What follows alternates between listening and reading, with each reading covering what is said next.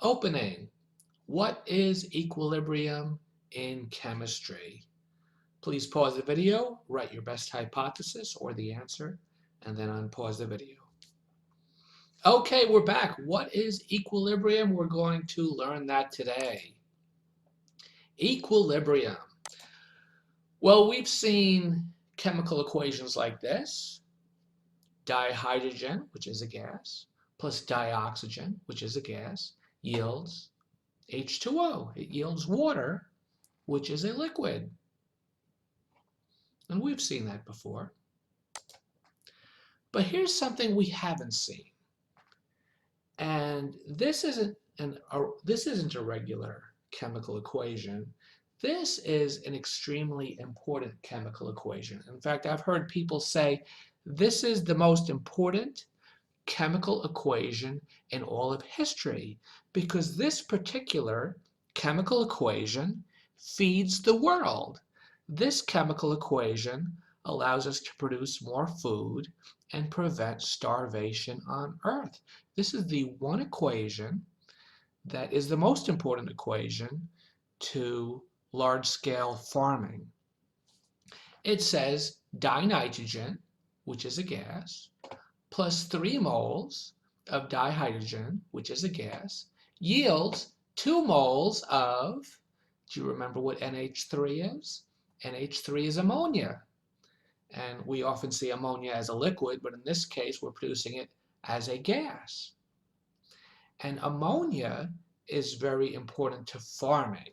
If you can produce ammonia, you produce a very potent fertilizer that can yield a lot of food and feed millions of people. And this chemical equation allows that to happen. But notice there's something unusual about this chemical equation. I'm talking about this symbol right here. This symbol, what does it mean?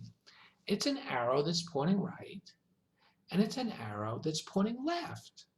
So it means the chemical equation operates in both directions. That means that dinitrogen is reacted with dihydrogen to produce ammonia, which is a synthesis reaction. But ammonia decomposes back into dinitrogen and dihydrogen. So these two things become this one thing, but this one thing decomposes and becomes these two things, and it happens back and forth. So I created a little bit of an animation to demonstrate this, and I'll show you the animation twice. So these blue atoms represent, this is dinitrogen, and this is dihydrogen. We just have them floating around, and once in a while there's a collision, and they can break apart, and then there can be other collisions. Things can come together. Looks like we got ammonia, and then there's a collision, and then it breaks apart again. All right? And this is a graph representing what we just saw. But let's go back. Let's look at that animation one more time, and I'll talk about it frame by frame. Okay, so this is dihydrogen, this is dinitrogen. Maybe these two would come together and there'd be a collision and they'd break apart, but I think what's going to happen is they're going to miss each other. Yep, see that? They missed each other. But here's a collision right here. So that is going to be a successful collision. There's going to be enough activation energy. The alignment's going to be right, and that's going to cause dinitrogen to break apart and dihydrogen to break apart. Now we have loose nitrogen and loose hydrogen, and it's not going to stay like that very long because that's a very unstable state for nitrogen and hydrogen. They're going to find something to bond with. They might actually come back together and bond with each other and form dinitrogen again and dihydrogen. But that's not going to happen. They're going to keep drifting apart. And now we have our first collision. Hydrogen, a loose hydrogen has found nitrogen, and now they've bonded. It looks like this hydrogen's going to collide, and there's going to be a bond here. And nitrogen is NH3, so one nitrogen bonded to 3 hydrogens. If this hydrogen comes along and bonds, we will have ammonia, and that's what's formed. Dinitrogen and dihydrogen collided, split apart, and then came back together as ammonia, or new hydrogens came along and formed ammonia. And now we're going to have another collision. Here's some dihydrogen coming, and it's going to collide, and it's going to break apart everything. And we had ammonia. Maybe we started an ammonia factory where we're going to sell ammonia. And we had ammonia for a moment, and now we've lost it because of another collision that caused ammonia to break down. So now we have loose nitrogen and hydrogen all over again. So that's what the formula means. It means that you produce ammonia and then you lose ammonia. And here is a graph representing it. So this line right here represents dihydrogen. We're going to start with 6 moles of dihydrogen, and we're going to start with 2 moles of dinitrogen. And maybe they're brand new canisters, and when we open them up and the hydrogen starts coming out, and then we open up the nitrogen and dinitrogen starts coming out, and they're starting to collide and react for the first time.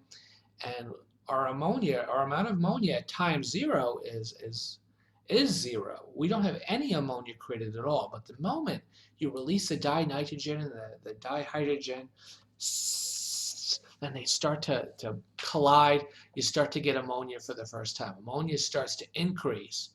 And after about 1 hour, we have a certain amount of ammonia. And after 2 hours, we have even more ammonia. And as we're having more and more ammonia, the amount of dihydrogen is declining. It's being reduced. And where's it going? Well, we have less dihydrogen because we have more ammonia. The dihydrogen is turning into ammonia, and the dinitrogen is decreasing too as the amount of ammonia increases. We eventually get to a point here. This is the point where we have an equal amount of ammonia and dinitrogen. That's not very important to what we're talking about. But then we have a point where we start having more ammonia than dinitrogen, and we start producing more and more ammonia until it starts to level out, and then we don't have any more ammonia. So this leveling out right here is important. We see that it levels out here. We have a reduction of dihydrogen until we get to this point where it levels out. We have a reduction of dinitrogen until it levels out. So we see at this point, everything is leveled out. And that's happened at about hour 7.5, maybe 7 1/3. But we could do the experiment for 8 hours, 9 hours, 10 hours. It's not going to make any difference. You're not going to get any more ammonia at this point. It looks like this is the maximum amount of ammonia. Looks like about 2 moles of ammonia can be produced and no more. You can conduct this experiment for 11 or 12 hours, for 20 hours, for 100 hours, for 1,000 hours, but you're never going to get more than 2 moles. So at this point, at about 7.5 hours, you would just want to stop doing the chemical reaction because you're not going to produce any more ammonia, so it would just be a waste of time. That's what equilibrium is. Equilibrium is when everything levels off and you don't expect any more product. So here's a graph. Instead of showing the individual reactants, this shows the entire quantity of reactants. When we release them and start letting them collide, we immediately get a decline in reactants. We get a lower and lower reactants. And for the first time, we start seeing products that increases. And then there's a leveling off. So there's a leveling off in the products and a leveling off in the reactants. The moment where we see that leveling off, we would say that's the beginning of equilibrium. At that point, you don't need to conduct the experiment. You don't need to conduct the reaction any longer, because you're not going to get any more reactants after that particular point.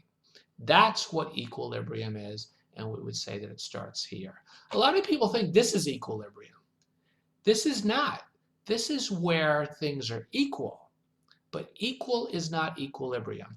At this point where the red and blue lines intersect, we would say that's where we have an equal quantity of products and reactants. But that's not that important to know. What is important to know in industry, in the business world, is where equilibrium occurs. That would be the point where you want to stop the experiment, collect your products to sell, and then you can take your remaining reactants and maybe use them for another chemical reaction and try to create more product. This is equilibrium right here. Sometimes the amount of product will never exceed the amount of reactants. So here's a graph that shows that. We start with a certain amount of products, and they start combining, and we start getting, we start with a certain amount of reactants, I should say, and then we start getting products, and then there's a leveling off. We'd say that equilibrium is happening right about here. And the amount of reactants will never reach the amount of products. But it's this leveling off that indicates where equilibrium is happening. The graph can represent the total quantity of reactants. We just saw that. Or it can show the individual quantities of reactants. Let's look at that. So we're going to take two reactants, one represented by blue, one represented by green. We have more of reactant number 1 than reactant number 2. But when we release them and they start combining, we start getting an increase in products. And then there's a point where everything starts to level off. At this point where everything's starting to level off, that is equilibrium. So that is the lesson on equilibrium. I want you to watch 2 more videos on it so that you have a solid understanding of the concept of equilibrium in chemistry. The end.